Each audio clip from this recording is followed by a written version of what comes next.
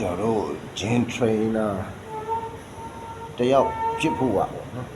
ပြီးတော့ gym trainer တယောက်ဖြစ်ဖို့မလွယ်သလို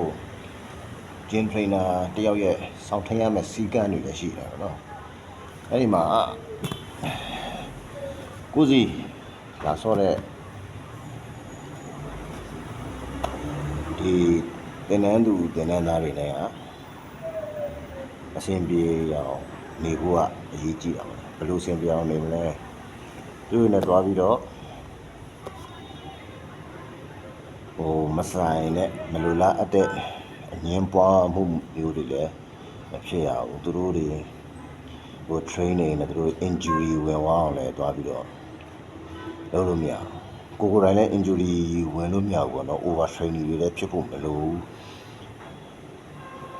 over training ဖြစ်သွားရင်လည်းမကောင်းအများကြီးထင်ရတယ်ပြီးတော့အဲ့ဒီမှလာနေတဲ့အဲ့ဒီနဲ့ချစ်ကြိုက်သွားဖို့ညီစွန်းသွားဖို့ကလည်းရှောင်ရတယ်ကိုယ့်ရဲ့ဂုဏ်သိက္ခာအတွက်ပေါ့ရှောင်ရတယ်မရှောင်လို့မရပါဘူးညီစွန်းသွားတာအပြစ်လားဆိုတော့အပြစ်တော့မဟုတ်ပါဘူးညီစွန်းပြီးတော့ညားကြတာလည်းရှိပါတယ်ဒါတော့တပိုင်းပေါ့နော်လာသူများလည်းညီစွန်းရှုပ်ထွေးနေတဲ့ဟာမျိုးကိုပြောတာပါအဲ့လိုမျိုးမဖြစ်ဒါကောင်းတယ်ပေါ့ဒါမှကိုယ့်ရဲ့နာမည်ရှိမယ်လေနာမည်တွေဂုဏ်သိက္ခာတွေအတွက်လာစောသမျှဟာရင်လည်းရှုပ်လိုက်တာတယောက်ကိုလည်းကြိုက်ဒီတယောက်ကိုလည်းကြိုက်တချို့တွေကြတော့အဲ့လိုမျိုးကြီးလက်မခံတဲ့ခါကျတော့လာမစောတော့အဲ့ချင်းမှာမန်မာတယောက်ရော့သွားတာပေါ့ထရိနာကြောင့်မန်မာတယောက်ရော့သွားပြီဟေ့ဆိုရင်ဒါအဲ့ထရိနာမကောင်းထရိနာကောင်းမဟုတ်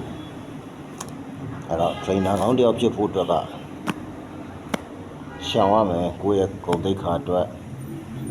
မန်ပါမျောဖို့အတွက်ကိုရှောင်ရမယ်မရှောင်လို့မရဘူးငယ်ချင်းတို့